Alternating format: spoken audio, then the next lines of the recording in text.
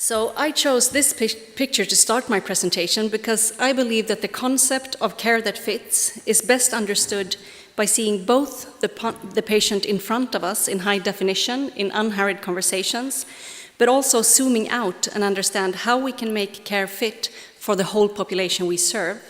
So in other words, we need to see both the trees and the forest. I have no financial conflicts of interests. And the thoughts that I will express build on the ideas of these amazing people and many more. So if I say something that you disagree on, it's their fault, especially I think the man in the middle there. I will tell you a little bit about my work, and that's not because my work is particularly interesting, but because I have a point in the end, so please bear with me for just a minute. I work, as Victor said, I work as a GP in a small town on the Swedish west coast. I work 50% clinically, and I have been working at the same healthcare center for 16 years. And it's located here at the red dot. And this is what it looks like. It looks quite boring, but it's actually a quite amazing place. Amazing things happen in there. We serve very different populations. So south of the center, there's a quite posh area with expensive houses close to the ocean. And north of the center, there's an area with much more disadvantaged groups, low socioeconomy, and social services arrange houses and apartments here for people who need a place to stay. And then to the west, there is an agricultural area with mostly elderly farmers. And this might sound as a bit of a stereotype, but a few weeks ago, one of those old farmers came in to see me after chopping himself with an axe in his leg. And he waited for like 24 hours before he came, even though it was a quite massive flesh wound. So that, I think, kind of summarizes the general search pattern of this Western population. And again, to generalize, the search pattern of the population in the north is also to reach out to me only if they absolutely have to. They have lots of other stuff to worry about in their lives, and they generally reach out to us when they have symptoms for which they need our help. But the population in the south, they are very interested in their own health. They have a high degree of health literacy, and they are particularly interested in prevention. And they regularly reach out to me to discuss, for example, pros and cons of preventive interventions. So, needless to say, this is, of course, a very rough generalization. There are loads of individual variation. But the point that I'm trying to make is that if I would not have actively taken control over how I spend my time, I could easily have spent all the time that I have for patient care on discussing pros and cons of PSA testing, which statins or SSRI to choose, or whether to treat a mildly elevated blood pressure or not, for individuals with low risk or mild symptoms. And that would leave me no time to care for the people with higher risk and who would benefit more from care. So I will argue in this talk that clinicians have a responsibility to take control over how we spend our time and resources to make sure that we make care fit not only for the individual in front of us, but for the whole population we serve. So, who has the greatest care needs?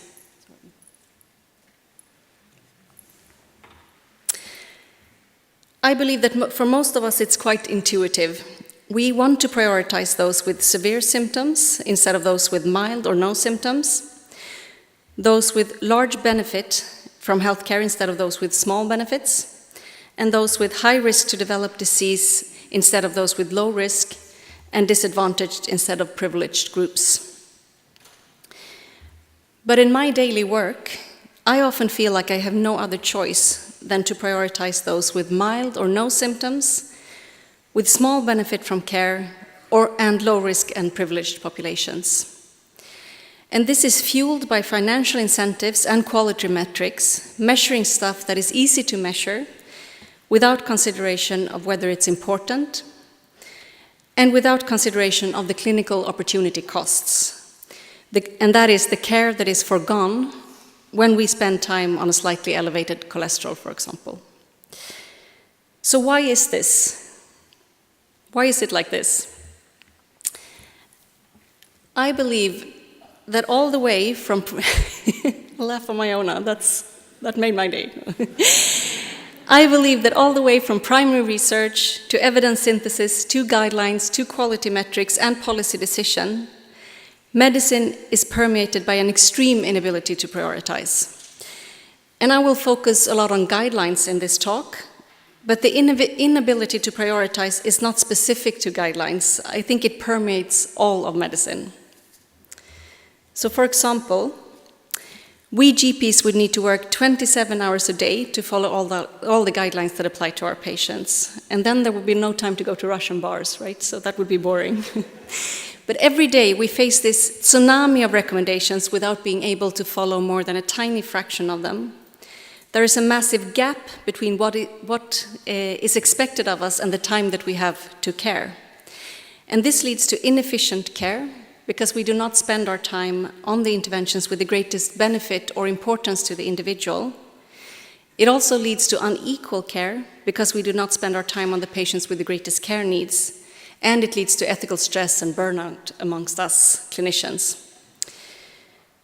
So guidelines and quality metrics are intended to help us prioritize, but if we would follow them, massive opportunity costs would substantially limit access to high-quality care for the population in general and for patients who need us the most in particular.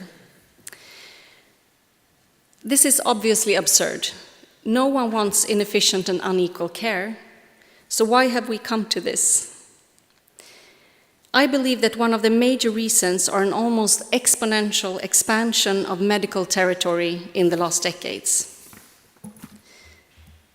And to illustrate this expansion of medical territory, I will use the analogy of the public health river. There are multiple versions of the same concept. I'm sure many of you have seen it before. But in short, the analogy is that downstream in the river, people are ill and have symptoms. They are drowning and therefore needs healthcare to save them. And this is where healthcare has traditionally spent most of our efforts. But in the last decades, the idea is that if we would spend our efforts further upstream instead, we could prevent people from getting ill, and if they don't get ill, they don't need healthcare. So by moving upstream and prevent disease instead of treating it, we could avoid suffering and save healthcare resources. And if we go even further upstream, if people have healthier lifestyle habits, they might not even need prevention. And even further upstream, if we would improve social equity and flourishing, it would substantially improve public health and well-being. And this all sounds very intuitive, to treat the causes of the causes instead of the symptoms. But we need to remember that this is the public health river. And when medicine, with our individualistic and biomedical lens, goes upstream in the river of public health, we end up in a lot of problems. And this is an example of the problem from Norway. So in this study, the authors applied the European guidelines for cardiovascular disease prevention to the general population. And according to the guidelines, over 80% of all Norwegian adults need to see their GP to reduce their cardiovascular disease risk. It's actually only 3.9% of the whole population that is considered to have a normal risk. Everyone else has an increased risk. I find that very interesting from a philosophical perspective. Anyway, the authors also estimated that 99 GPs per 100,000 adults would be needed to follow the guidelines on hypertension only. But the problem was that in the region, there were only 87 GPs per 100,000 adults. So if we would follow these guidelines on hypertension, we would have to stop everything else. No care for people with suicidal thoughts, and no investigations for people with symptoms of cancer. So in other words, if we GPs try to prevent cardiovascular disease for 80% of the population we serve, people who are ill and in greater need of medical attention will inevitably forgo care. And again, this is obviously absurd. I mean, no sane person, or almost no sane person, would seriously suggest that GPs stop all other care and spend all our time on treating hypertension. And this is the paradox with large-scale prevention of low-risk populations. In fact, of the 27 hours that GPs would have to work every day to follow the current guidelines, only 9.5 hours would be spent on care for people with symptoms of disease, while 14 hours would be spent on prevention for people with no symptoms. And one of the major explanations to this absurdity is that for most risk factors and conditions, the cutoffs for what is considered sick has been continuously lowered during the last decades. And this is true for osteoporosis, hyperlipidemia, depression, anxiety, neuropsychiatric diseases, asthma, COPD, hypertension, and many more conditions. I'm already getting tired in my own voice, so... Anyway, this is the guidance from the US. I would say the latest guidance, but I think it's from 2017. Anyway, the new cutoffs for what is considered an elevated blood pressure is lowered to 120/80, and for hypertension to 130/80. Previously it was 140/90. And there may very well be some benefits from a lowered cutoff, but the problem is that since blood pressure is normally distributed in the general population, lowering the cutoff from 140 to 130 would increase the number of blood pressure patients a lot, according to this study, by 100%. So there are many more people in the middle of the curve than there are at the end of the curve. So I think that prevention, one person at a time within healthcare, makes a lot of sense at the right side of the curve. But when we lower the cutoffs to the middle of the curve, we will end up in a lot of problems. And the constantly lowered cutoffs across virtually all medical fields makes us prioritize patients who benefit less from care at the expense of patients who would benefit more from care. But medicine does not stop at prevention. We expand medical territory even further upstream and try to improve public health by changing our patients' lifestyle. In this study, which I've co-authored with Victor, we reviewed all lifestyle interventions recommended by NICE in the UK, and we found that NICE make 379 recommendations for clinicians to change their patients' lifestyle. And a quarter of those apply to more than 25% of the population. Again, a laugh from my own, I'm doing well here, I guess. And this means that a GP who serves 2,000 people would need to give 500 of her patients about 100 lifestyle interventions every year to follow the guidelines. And only 3% of the recommendations were supported by high or moderate certainty evidence that they actually help people change behavior or had any beneficial effects. And to follow the recommendations would require more doctors of all specialities and 5 times as many nurses as currently working in the NHS. So if we would follow these recommendations, all neurosurgeons, all orthopedic surgeons, all cardiologists, and all nurses, primary care nurses, diabetes nurses, midwives, would have to stop everything they're currently doing and only give lifestyle advice from 8 to 5 times a week, 52 weeks a year. If there's a silver lining, I actually think it's imagining the neurosurgeons putting the scalpel on. Right? Yeah, we wrote about this in this paper if you're interested to reading more about it. But medicine go even further upstream. Medicine's response to the fundamental health implications of social inequity is expanding medical territory. The new trend is that GPs should prescribe time in nature or singing in a choir or making their patients less lonely.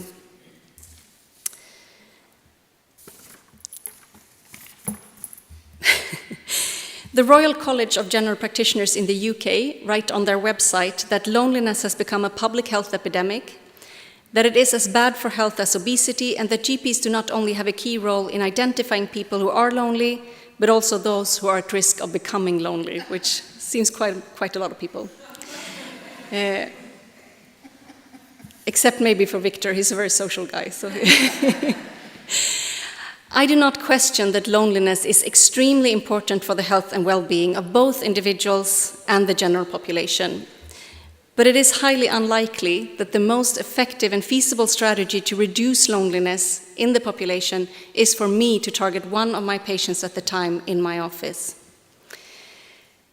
And if we zoom out, I think this can also be questioned from a more philosophical perspective. I mean, is it really a good idea to define everything in life in terms of medical risk reduction?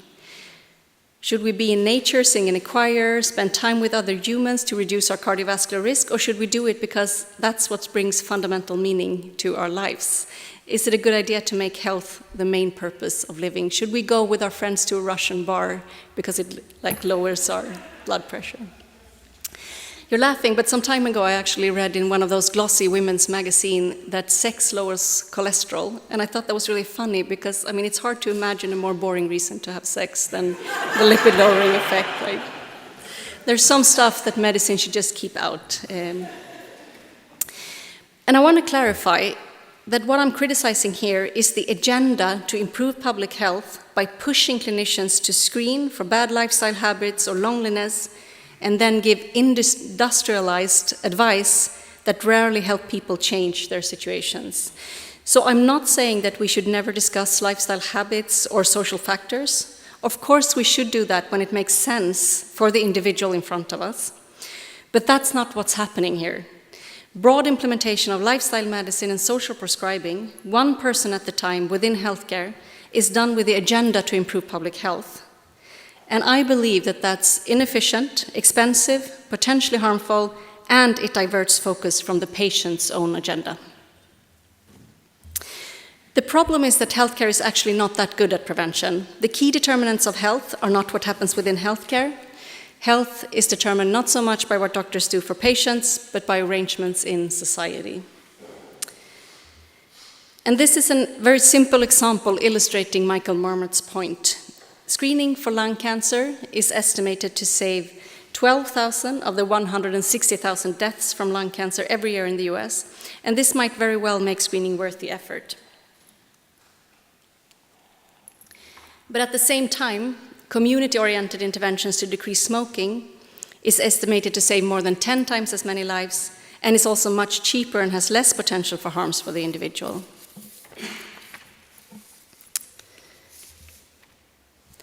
So at first glance, it may seem like this problem could be solved by allocating more resources to healthcare. If only we were more doctors and had more funding, we could do it all.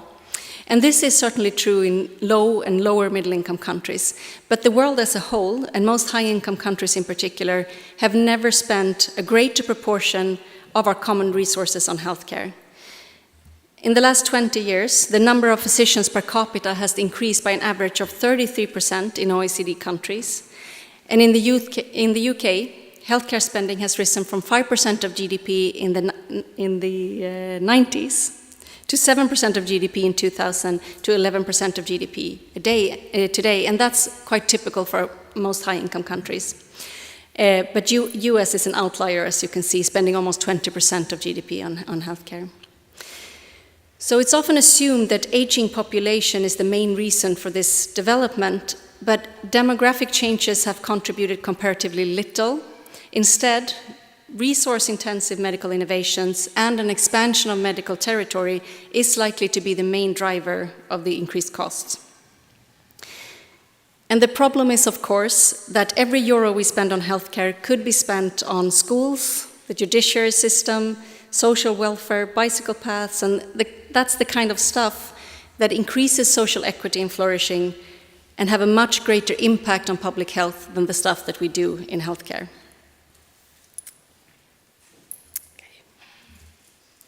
So back to the river of public health. To fight health inequity and improve public health, healthcare is going upstream and try to prevent disease for large swaths of the general low-risk population. We try to change the lifestyle of our patients, and we even try to improve social equity one patient at a time. And this is all done with the best intentions.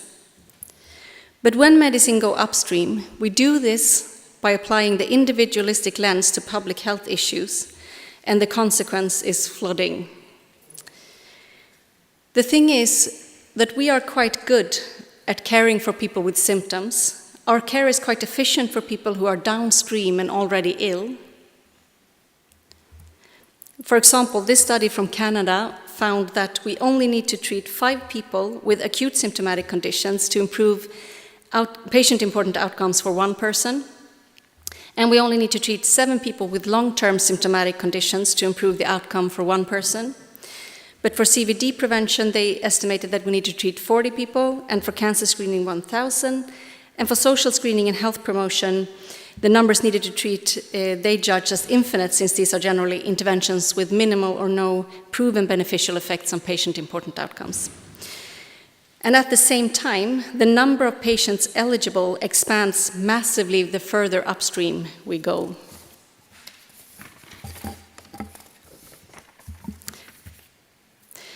And the exact estimates should, of course, be interpreted with a lot of caution, and NNT, numbers needed to treat, is in some way a problematic measure. But the point I'm trying to make is that this means that if we focus our efforts downstream, we need quite few clinicians to care for all the patients that need our help. But the further upstream we go, the more we expand medical territory to include larger and larger proportions of the general population, and at the same time, our medical interventions become less and less effective, so the number of clinicians needed increase almost exponentially. And this is why we end up needing 27 hours a day to follow all recommendations. I argue that today we are so busy following all the guidelines and quality metrics upstream, so we let people who are downstream drown. Even in high-resource settings, patients who are ill struggle to access even basic care, and I think that's really a cruelty of medicine today. I think we should all ask ourselves, when do I want to be prioritized? Currently, we prioritize ineffective prevention for asymptomatic, low-risk populations with small benefits from care, at the expense of caring for people who are ill, and the more upstream we go, the less we seem to prioritize those with the greatest care needs. And all of us will, at some point in our life, be on the left side. So then we want healthcare to have time for us, right? So I argue that applying the individualistic lens of medicine to public health is inefficient, expensive, and harmful. But just to be clear, I'm not arguing that upstream issues should not be targeted. On the contrary, social equity and flourishing is absolutely crucial for public health and well-being. But I am arguing that we should leave public health issues to those who do public health best, and that is the community. And we should do what healthcare does best, and that is care for individuals who are ill. Also, I'm not arguing that we should not do prevention at all, but individually oriented prevention within healthcare should focus on a small proportion of the general population with the highest risk. So we should be on the right side of the curve.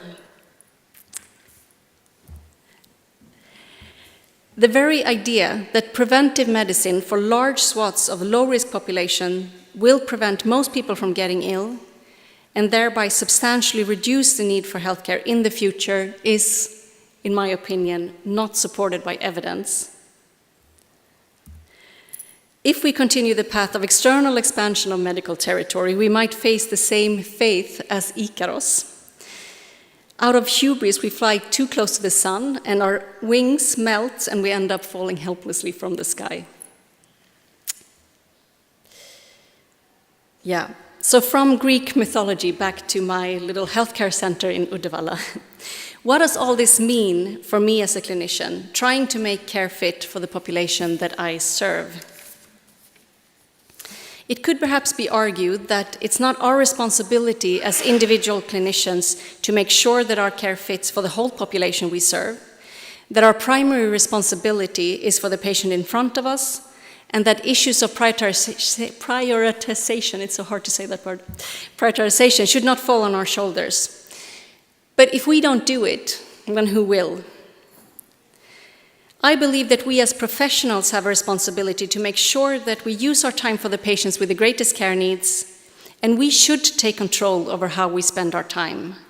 And I also believe that we can do this. This can be done, but it requires courage and intention. How are we on time?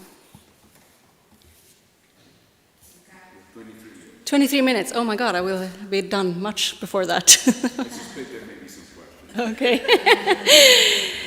So as one potential strategy to prioritize clinician time, I would like to mention our team's work around the time needed to treat concept, published in the BMJ last year. I was actually invited with this as a title to the talk, but I hijacked the talk and changed the title to Anyway, so Victor is a co-author on this paper, and it was really amazing to develop this concept together with you. So the TNT is a new method it's intended to facilitate for policymakers to consider clinician time as a finite resource that needs to be carefully prioritized. And the goal is to increase the likelihood that we spend our time on the interventions with the greatest importance for the individual, and to increase access to care for patients with the greatest care needs. And to illustrate, I will show you our estimates of TNT for a NICE guideline recommending GPs to screen all our patients for physical inactivity using a questionnaire. So the guideline recommends us to screen all our patients with this questionnaire. And the approximately 40% of the population who do not exercise enough, who do not do the morning runs, we should give them brief advice on physical activity. So we estimated that it would take 3 hours of GP time to increase the self-reported physical activity for one adult.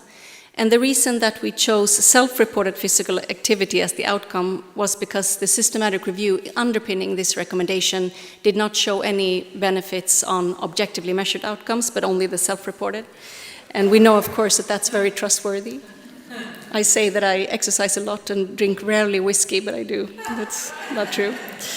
Anyway, implementing the recommendation would require 167 hours per year in an average UK GP practice, which correspond to 15% of all the times that GPs have available for patient care.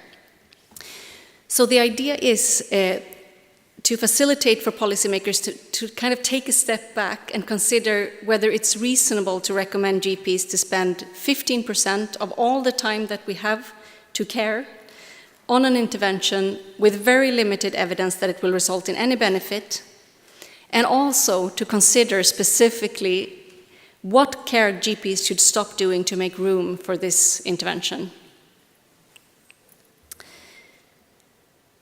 Yeah.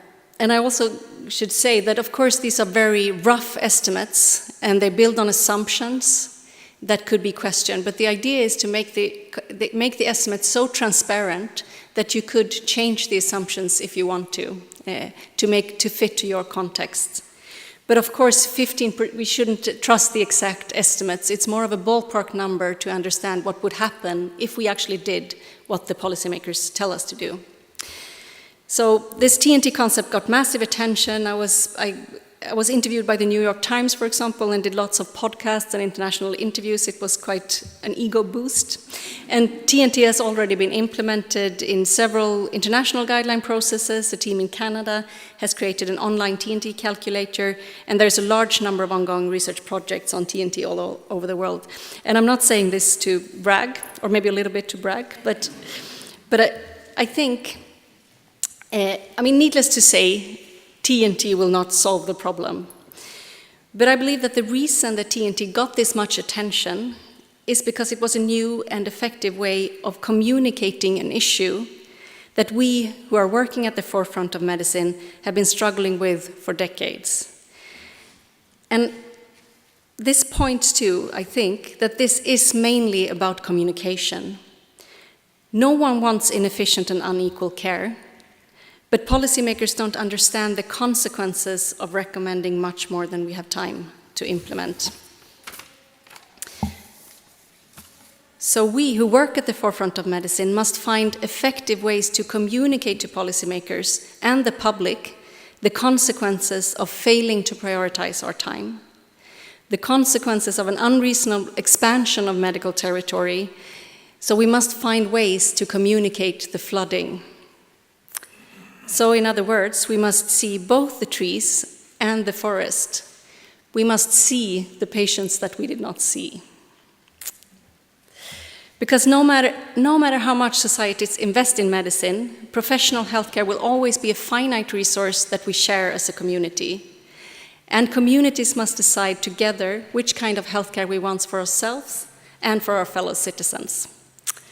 Thank you very much for listening.